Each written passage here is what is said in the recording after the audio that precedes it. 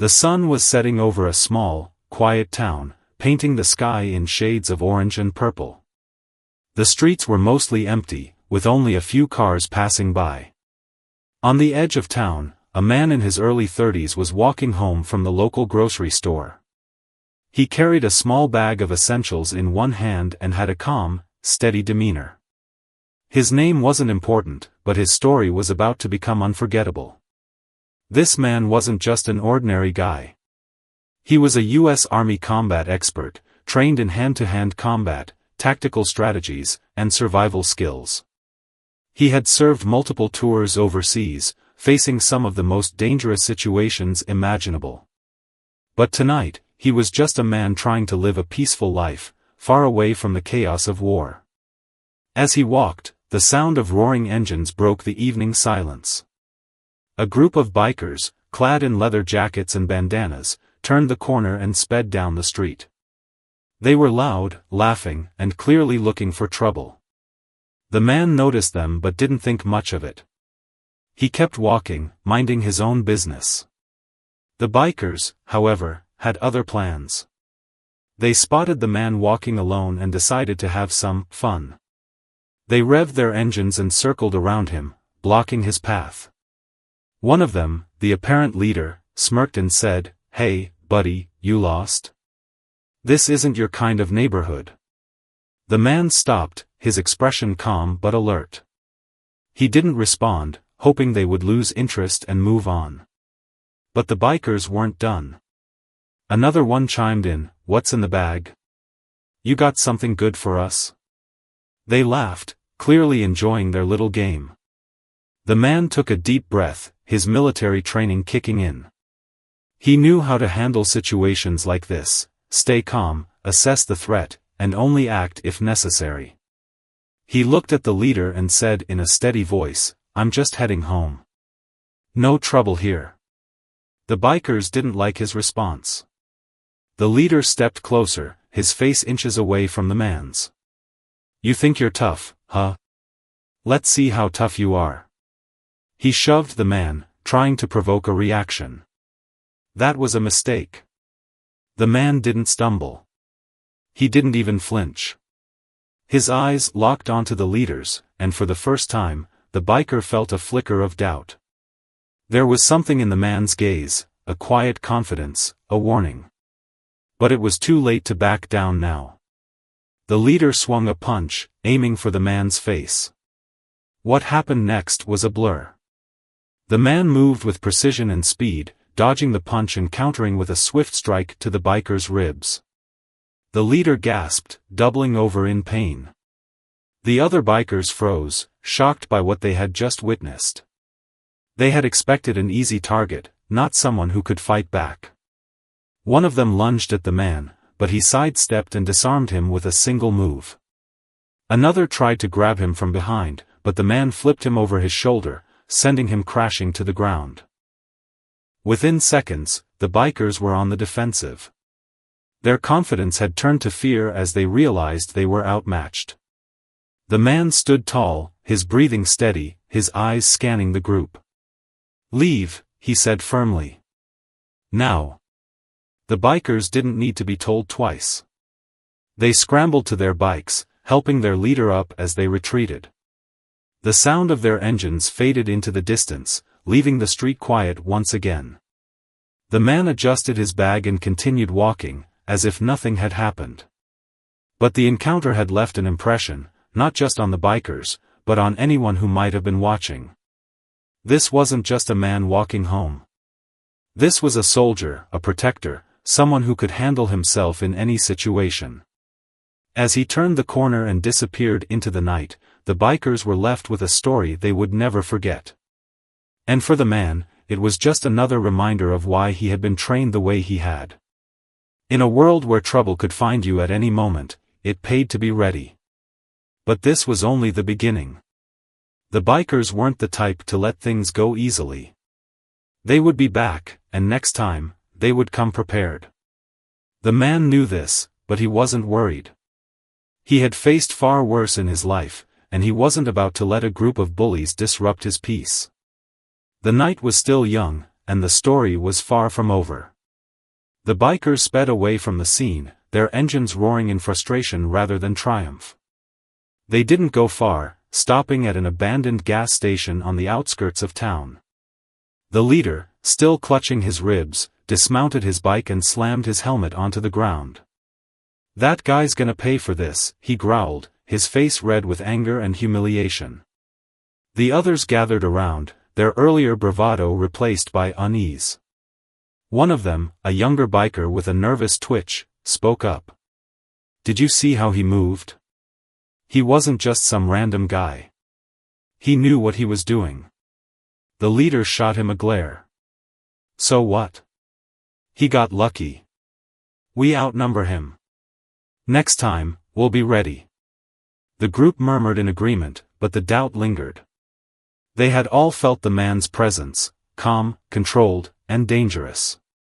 Still, they couldn't back down now. Their pride was on the line, and in their world, pride was everything. Meanwhile, the man had reached his small apartment on the quieter side of town. He unlocked the door, stepped inside, and set his grocery bag on the kitchen counter. The place was modest but tidy, with a few personal touches, a framed photo of him in uniform, a bookshelf filled with military strategy books, and a small flag pinned to the wall. He poured himself a glass of water and sat down, reflecting on the encounter. It wasn't the first time he'd been targeted because of how he looked, and he knew it wouldn't be the last. But he wasn't the type to dwell on it. He had learned long ago that fear and anger only clouded judgment. Instead, he focused on staying prepared. As he sipped his water, his phone buzzed. It was a message from an old army buddy, checking in to see how he was adjusting to civilian life. The man smiled faintly and typed a quick reply, "All good here. Just another day in paradise." He didn't mention the bikers. There was no need to worry his friend over something he could handle himself. Back at the gas station, the bikers were busy planning their next move. The leader had pulled out a map of the town and was pointing to different locations. "He's gotta live around here somewhere. We'll find him, and when we do, we'll make sure he regrets messing with us." One of the bikers, a tall, burly man with a scar across his cheek, spoke up. "What if he's not alone? What if he's got friends?" The leader smirked. "Even better. We'll take them all down. Nobody disrespects us and gets away with it." The group nodded, their confidence slowly returning. They spent the next hour strategizing, fueled by anger and a desire for revenge. By the time they were done, they had a plan, a dangerous one that would escalate the situation far beyond what any of them had anticipated. As night fell, the man decided to take a walk to clear his head. He slipped on a jacket and stepped outside, the cool evening air brushing against his face. The streets were quiet, but he remained alert, his training keeping him aware of his surroundings. He didn't go far, just a loop around the neighborhood. But as he turned a corner, he noticed a familiar sound, the rumble of motorcycle engines. He paused, listening carefully. The sound grew louder, and soon, he saw headlights approaching. It was the bikers. They had split into two groups, one coming from the front and the other from behind, effectively trapping him. The leader stepped forward, a smug grin on his face. "Thought you could just walk away, huh? Think again." The man didn't respond. He simply stood still, his eyes scanning the group. There were more of them this time, and some were holding weapons, chains, bats, and even a knife or two. The leader raised a hand, and the bikers began to close in. "You're gonna learn what happens when you mess with the wrong people." The man took a deep breath, his mind racing through his options. He could try to talk his way out, but he knew it was unlikely to work. He could run, but that would only delay the inevitable. Or he could fight, but against so many, the odds were against him. As the bikers tightened their circle, the man made his decision. He wasn't going to back down. He had faced impossible odds before, and he had always found a way to survive. The leader lunged first, swinging a chain at the man's head. The man ducked, the chain whistling just inches above him. He countered with a quick jab to the leader's stomach, forcing him to stumble back. The other bikers surged forward, their weapons raised. The man moved like a whirlwind, dodging strikes and delivering precise blows. He disarmed one biker, using their own bat against them, and knocked another to the ground with a well-placed kick. But there were too many of them. A chain wrapped around his arm, yanking him off balance. A bat grazed his shoulder, sending a sharp pain through his body. He gritted his teeth, refusing to give up. Just as the situation seemed hopeless, a new sound filled the air: sirens. The bikers froze, their heads turning toward the flashing lights approaching in the distance. The man seized the opportunity, breaking free from the chain and creating some distance between himself and the bikers. The leader cursed under his breath. "This isn't over," he spat, before signaling his group to retreat. Within moments, the bikers were gone, leaving the man alone on the street. He leaned against a nearby wall, catching his breath as the police cars pulled up. An officer stepped out, his hand resting on his holster. "We got a call about a disturbance. You okay?" The man nodded, his voice steady. "I'm fine. Just a misunderstanding." The officer looked skeptical but didn't press further. "You might want to get home. It's not safe out here tonight." The man agreed, but as he walked away, he knew this wasn't the end. The bikers would be back, and next time, they might not be so easy to handle. The man returned to his apartment, his body aching but his mind sharp. He locked the door behind him and took a moment to assess the situation. The bikers were persistent, and their anger had only grown after their second failed attempt to intimidate him. He knew they wouldn't stop until they felt they had regained their pride, or until someone got seriously hurt. He walked to the bathroom, rolled up his sleeve, and examined the red welt left by the chain. It wasn't serious, but it was a reminder of how quickly things could escalate. He cleaned the wound, applied some ointment, and bandaged it carefully. As he did, his mind replayed the events of the night. He had handled himself well, but he couldn't rely on luck or the police to bail him out every time. The man sat down at his small kitchen table, a cup of coffee in hand, and began to think. He needed a plan. He couldn't keep living in fear of the bikers showing up at any moment. At the same time, he didn't want to involve the authorities more than necessary. His military training had taught him to be self-reliant, and he intended to stay that way. Meanwhile, the bikers had regrouped at their usual hangout, a rundown bar on the edge of town. The mood was tense, the air thick with frustration and anger. The leader sat at the head of the table, his face bruised and his pride wounded. "This ends tonight," he declared, slamming his fist on the table. "We're not letting some guy make fools of us." The others nodded, but their enthusiasm was muted. The younger biker from earlier spoke up again, his voice hesitant. "Maybe we should just let it go. He's not worth it." The leader's eyes narrowed. "Let it go? Are you kidding me? If we back down now, we're done. No one will respect us. We'll be a joke." The younger biker looked down, clearly intimidated. The leader leaned forward, his voice low and dangerous. "We're going to find him, and we're going to finish this. No more games." The group murmured in agreement, but the doubt was still there, simmering beneath the surface. They had all seen what the man was capable of, and none of them were eager to face him again. Back at his apartment, the man had made a decision. He couldn't wait for the bikers to come to him. He needed to take control of the situation. He grabbed his phone and dialed a number. After a few rings, a familiar voice answered. "Hey, it's been a while," the voice said. It was another army buddy, someone he had served with overseas. They had been through hell together, and the man trusted him completely. "I need your help," the man said, cutting straight to the point. He explained the situation, keeping his tone calm but urgent. His friend listened carefully, then let out a low whistle. "Sounds like you've got yourself a mess. What do you need?" "I need to end this before it gets worse," the man replied. "But I can't do it alone." There was a pause on the other end of the line. "I'll be there tomorrow. Hang tight until then." The man thanked his friend and hung up. For the first time since the bikers had targeted him, he felt a glimmer of hope. He wasn't alone anymore.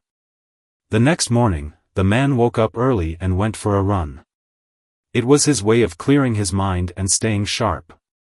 As he jogged through the quiet streets, he kept an eye out for any signs of the bikers.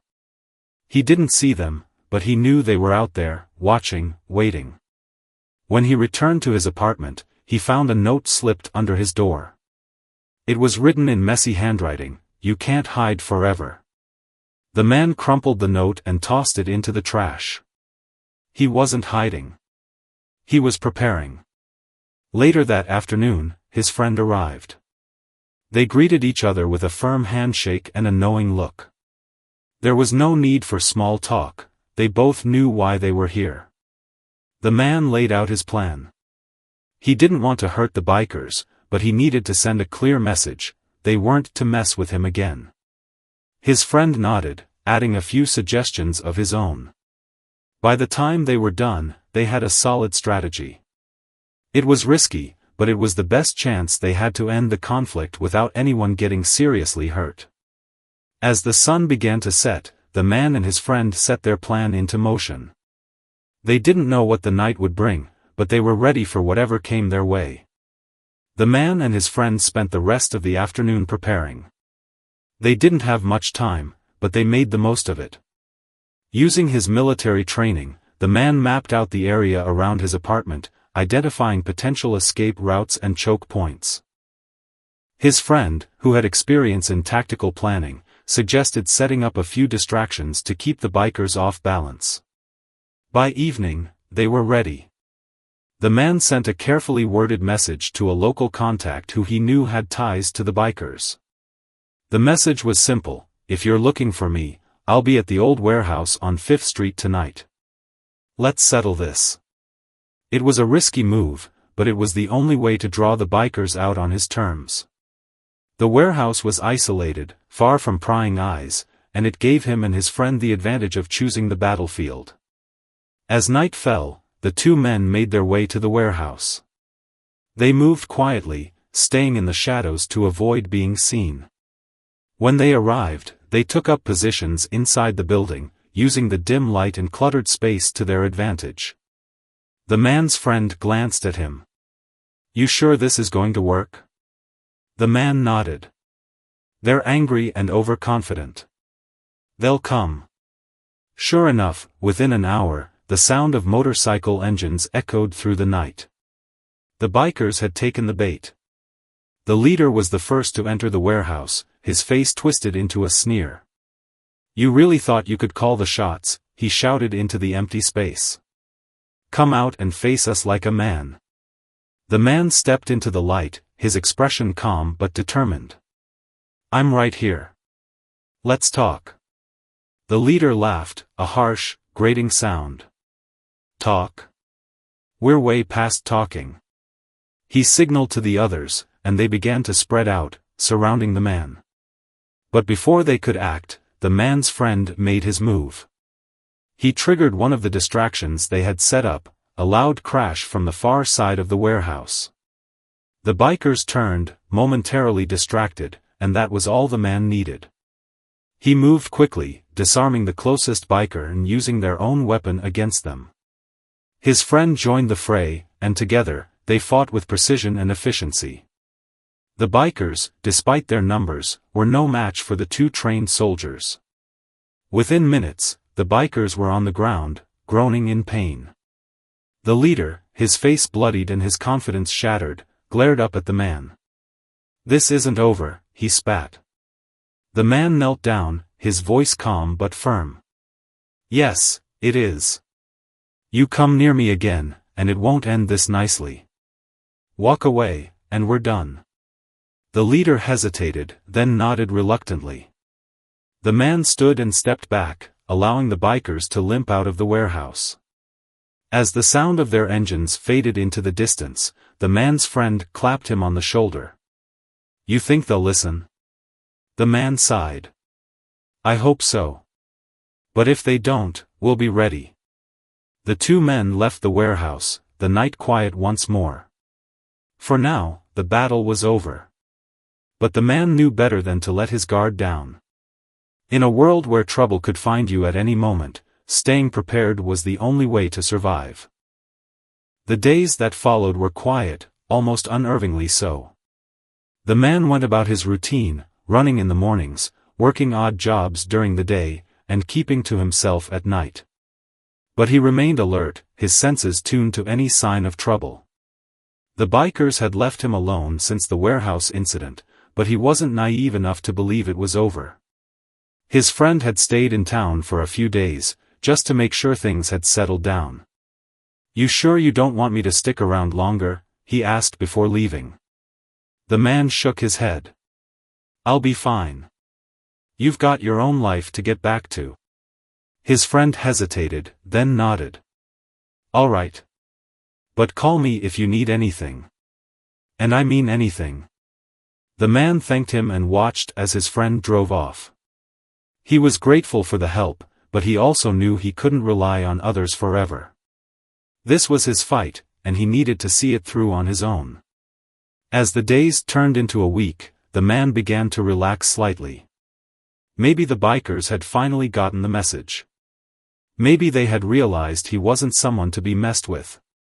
He even allowed himself to hope that the worst was behind him. But hope, as he had learned in his years of service, could be a dangerous thing. One evening, as he was walking home from the grocery store, he noticed a familiar figure leaning against a lamppost. It was the younger biker from the group, the one who had seemed hesitant during their meetings. The man tensed but kept walking, his eyes locked on the biker. "I'm not here to cause trouble," the biker said quickly, holding up his hands. I need to talk to you." The man stopped, his expression wary. "Talk fast." The biker glanced around, as if making sure no one was watching. "The others, they're not done. They're planning something big. I don't want any part of it, but I thought you should know." The man studied the biker's face, looking for any sign of deception. But all he saw was fear and regret. "Why are you telling me this?" The biker looked down, his voice barely above a whisper. "Because I've seen what you can do. And I don't want anyone else to get hurt." The man nodded slowly. "What are they planning?" The biker hesitated, then shook his head. "I don't know the details. But it's going to be bad. You need to be careful." Before the man could respond, the biker turned and walked away, disappearing into the night. The man stood there for a moment, processing what he had just heard. If the bikers were planning something, he needed to be ready. He quickened his pace, his mind racing. He couldn't afford to let his guard down now. The peace he had been enjoying was fragile, and it was clear that the bikers weren't ready to let things go. When he got home, he locked the door and began to prepare. He checked his supplies, made sure his phone was charged, and kept a weapon within reach. He didn't know what the bikers were planning, but he wasn't going to be caught off guard. As he sat in the quiet of his apartment, he couldn't shake the feeling that something was coming. The calm before the storm, as they called it. He had been through enough battles to know that the quiet moments were often the most dangerous. The man took a deep breath and steadied himself. Whatever was coming, he would face it head-on. He had survived worse, and he wasn't about to let a group of bikers take away the peace he had fought so hard to build. But deep down, he knew this wasn't just about him anymore. The bikers had made it personal, and if they were planning something big, innocent people could get caught in the crossfire. The man clenched his fists, his resolve hardening. If the bikers wanted a fight, they were going to get one. But this time, he wouldn't just be defending himself. He would be protecting everyone in his town. The man spent the next few days on high alert. He kept his movements unpredictable, avoiding his usual routes and routines. He knew the bikers were watching, waiting for the right moment to strike. The warning from the younger biker had been vague, but it was enough to put him on edge. He also reached out to a few trusted people in the community, neighbors, shopkeepers, and even the local police officer he had spoken to before. He didn't go into detail, but he made it clear that trouble might be brewing and to keep an eye out for anything suspicious. Most of them nodded, understanding the gravity of his words. One evening, as he was closing the blinds in his apartment, he noticed a car parked across the street. It hadn't been there earlier, and the engine was running. His instincts kicked in, and he quickly moved away from the window, keeping himself out of sight. He grabbed his phone and sent a quick text to his army buddy, updating him on the situation. His friend replied almost immediately, "Stay sharp. I'm on standby if you need me." The man appreciated the support, but he hoped it wouldn't come to that. He wanted to handle this on his own, without dragging anyone else into danger. The next morning, he decided to take a different approach. Instead of waiting for the bikers to make their move, he would try to gather more information. He visited the bar where the bikers often hung out, staying in the shadows and observing from a distance. It didn't take long for him to spot the leader and a few others gathered outside, talking in hushed tones. He couldn't hear what they were saying, but their body language was tense and focused. They were planning something, and it wasn't good. As he watched, the younger biker who had warned him earlier stepped out of the bar. He looked nervous, glancing around as if expecting to be caught. The man hesitated, then decided to take a risk. He waited until the younger biker was alone and approached him quietly. "You got something else to tell me?" the man asked, his voice low but firm. The biker jumped, startled, but quickly composed himself. "You shouldn't be here," he whispered. "If they see you." "I'll take my chances," the man interrupted. "What are they planning?" The biker hesitated, then sighed. "They're going after your place tonight. They think if they can take you out, they'll prove they're the ones in charge." The man's jaw tightened. He had expected something like this, but hearing it confirmed still sent a chill down his spine. "How many?" "All of them," the biker replied. "And they're bringing weapons. You need to get out of there." The man shook his head. "I'm not running. But thanks for the warning." He turned and walked away, his mind racing. He had a few hours to prepare, and he intended to make the most of them. When he got home, he began to fortify his apartment. He moved furniture to block the doors and windows, set up makeshift alarms using empty cans and string, and made sure he had a clear path to escape if things went south. He also called the local police, giving them an anonymous tip about potential trouble at his address. As the sun set and the streets grew quiet, the man sat in the darkness of his apartment, waiting. He knew the bikers were coming, and he was ready. The first sign of trouble came just after midnight, a faint creak from the hallway outside his door. The man's heart pounded, but his hands were steady. He gripped the weapon in his hand and took a deep breath. The storm was here. The creak in the hallway was followed by the sound of muffled voices. The man stayed perfectly still, his senses heightened. He could hear the bikers whispering to each other, their voices tense and impatient. They were trying to be quiet, but their heavy boots and jangling gear gave them away. The man had positioned himself in a corner of the room, where he had a clear view of the door and windows. His makeshift alarms, cans and strings, were set up near the entry points, ready to alert him if anyone tried to break in. He gripped the weapon in his hand, a simple but effective tool he had crafted from items in his apartment. He wasn't looking to hurt anyone, but he wasn't going to let them hurt him either. The first attempt to enter came from the door. The bikers tried the handle, but it was locked. They didn't waste time trying to pick it, instead, they kicked it hard, the wood splintering under the force. The man's alarm system rattled, the cans clattering loudly, but he didn't move. He waited, his breathing steady, his eyes fixed on the doorway. The bikers burst in, their faces masked and their weapons raised. They moved quickly, fanning out across the room, but they didn't see the man in the shadows. He waited until they were fully inside before making his move. With a swift, calculated motion, he yanked on a rope he had tied to a heavy piece of furniture. It toppled over, blocking the door and trapping the bikers inside. At the same time, he activated another distraction, a loud, piercing alarm he had rigged using an old smoke detector. The sudden noise disoriented the bikers, causing them to stumble and shout in confusion. The man used the chaos to his advantage.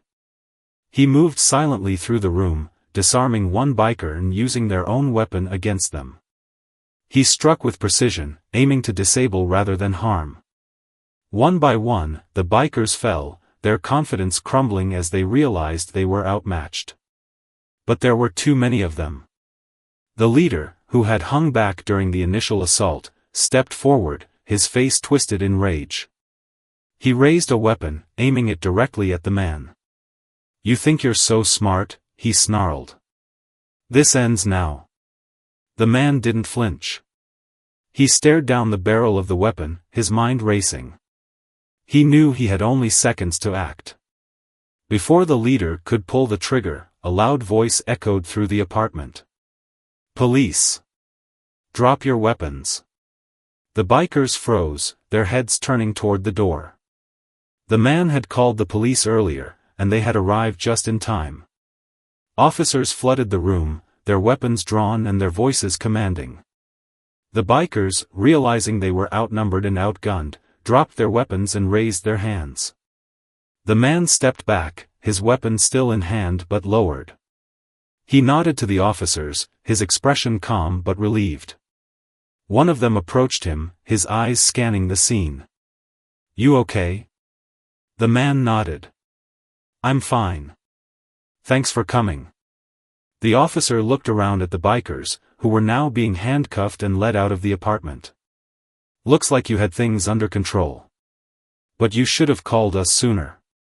The man didn't respond. He knew the officer was right, but he also knew that sometimes, you had to handle things on your own. As the police cleared the scene, the man stepped outside, the cool night air brushing against his face. He took a deep breath, his body aching but his mind clear.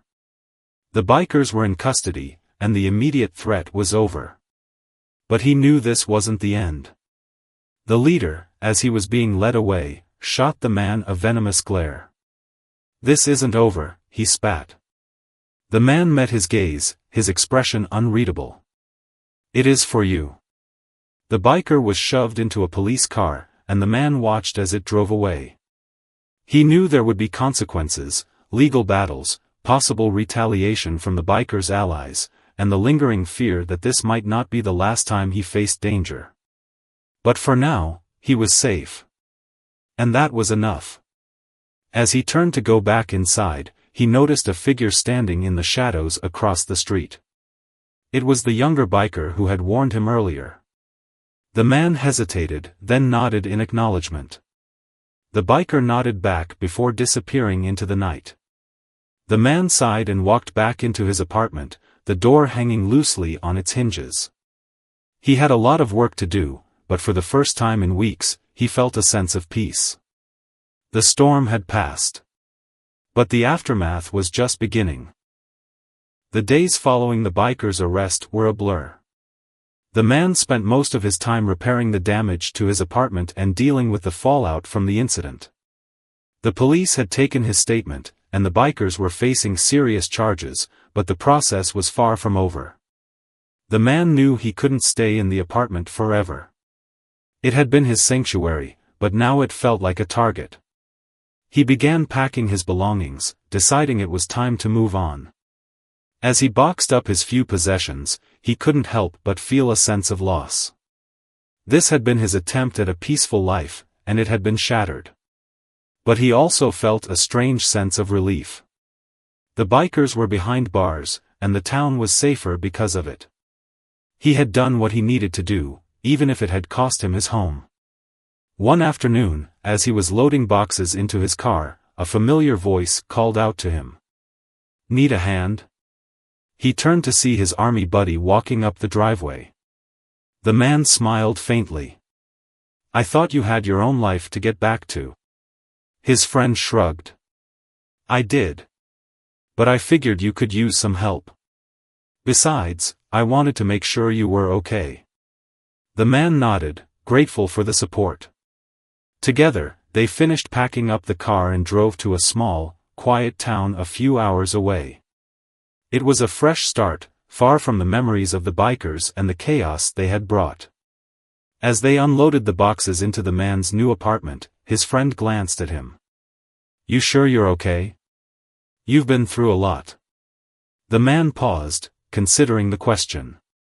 "I'll be fine. It's not the first time I've had to start over." His friend nodded, understanding. "Well, if you need anything, you know where to find me." The man thanked him, and they spent the rest of the day settling into the new place. It was smaller than his old apartment, but it felt safer, more secure. That evening, as they sat on the porch watching the sunset, the man's phone buzzed. It was a message from the younger biker who had warned him. "They're talking about coming after you again. Be careful." The man sighed, showing the message to his friend. "Guess it's not over after all." His friend frowned. "You want me to stick around for a while?" The man shook his head. "No. I'll handle it. But thanks." His friend didn't argue, but the concern in his eyes was clear. They spent the rest of the evening talking, reminiscing about their time in the army and the battles they had faced together. It was a reminder that, no matter what happened, the man wasn't alone. The next morning, his friend left, promising to check in regularly. The man watched him drive away, then turned back to his new home. He knew the road ahead wouldn't be easy, but he was ready for whatever came his way. As the days turned into weeks, the man began to settle into his new routine. He found a job at a local mechanic shop, fixing cars and keeping to himself. The townspeople were friendly but kept their distance, which suited him just fine. But the threat of the bikers still loomed in the back of his mind. He knew they wouldn't give up easily, and he couldn't afford to let his guard down. One evening, as he was closing up the shop, he noticed a familiar figure standing across the street. It was the younger biker again. The man hesitated, then walked over to him. "You're a long way from home," the man said, his tone cautious. The biker nodded. "I had to see you. They're planning something big. I don't know the details, but it's bad. You need to be ready." The man studied the biker's face, looking for any sign of deception. But all he saw was fear and desperation. "Why are you telling me this?" The biker looked down, his voice barely above a whisper. "Because I don't want anyone else to get hurt. And because I want out. But I don't know how." The man sighed, his expression softening slightly. "You're doing the right thing. But you need to go to the police. Tell them everything." The biker hesitated, then nodded. "I will. But you need to be careful. They're coming for you." The man nodded, his resolve hardening. "Let them come." As the biker walked away, the man turned back to his shop, his mind racing. He knew the fight wasn't over, but he also knew he wasn't alone. He had allies, both old and new, and he was ready to face whatever came his way. The storm was gathering again, but this time, he was prepared. The man knew the bikers were coming. The warning from the younger biker had been clear, and he wasn't about to take any chances. He spent the next few days preparing, fortifying his new home and reaching out to the few people he trusted. He also contacted the local police, giving them an anonymous tip about potential trouble. But he didn't rely solely on others. This was his fight, and he intended to see it through. The night of the expected attack, the man sat in the darkness of his living room, his senses heightened and his mind focused. He had set up a series of traps and alarms around the property, using his military training to create a defensive perimeter. He wasn't looking for a fight, but he was ready if one came to him. Just after midnight, the first alarm went off, a tripwire near the edge of the property. The man moved to the window, peering out into the darkness. He could see shadows moving in the distance, their shapes familiar. The bikers had come, just as he had expected. He took a deep breath, steadying himself. This was it. The bikers moved cautiously, their confidence tempered by their previous failures. They knew the man was dangerous, and they weren't taking any chances. But they also believed they had the numbers and the firepower to overwhelm him. The man waited until they were closer before triggering the next alarm, a loud, piercing sound that echoed through the night. The bikers froze, their heads turning toward the source of the noise. That was his cue. He moved quickly and silently, using the darkness to his advantage. He disarmed the first biker with a swift strike, then moved on to the next. His movements were precise and calculated, each strike designed to disable rather than harm. But the bikers were prepared this time. They fought back with everything they had, their anger and desperation driving them forward. The man found himself outnumbered and outmatched, his body aching from the blows he had taken. Just as the situation seemed hopeless, a new sound filled the air: sirens. The police had arrived, their flashing lights illuminating the scene. The bikers froze, their confidence crumbling as they realized they were surrounded. The man stepped back, his breathing heavy but his resolve unshaken. He had done what he needed to do, and now it was up to the authorities to handle the rest. The police moved in quickly, arresting the bikers and securing the area. One of the officers approached the man, his expression a mix of concern and admiration. "You okay?" The man nodded, his voice steady. "I'm fine. Thanks for coming." The officer glanced around at the scene, then back at the man. "You handled yourself well. But next time, call us sooner." The man didn't respond. He knew the officer was right, but he also knew that sometimes, you had to handle things on your own. As the police led the bikers away, the man watched from the porch, his body aching but his mind clear. The fight was over, and this time, it felt final. The bikers were facing serious charges, and their reign of terror was at an end. But the man knew this wasn't just a victory for him. It was a victory for the town, for the people who had lived in fear of the bikers for so long. He had done what he needed to do, and now he could finally move on. The next morning, the man woke up early and went for a run. The sun was rising, casting a golden light over the quiet streets. As he jogged, he felt a sense of peace he hadn't felt in a long time. He knew there would be challenges ahead, but he was ready for them. He had faced the storm and come out stronger on the other side. As he turned the corner and headed back home, he noticed a figure standing in the distance. It was the younger biker, the one who had warned him. The man hesitated, then nodded in acknowledgement. The biker nodded back before disappearing into the morning light. The man smiled faintly and continued on his way. The storm had passed, and a new day was beginning.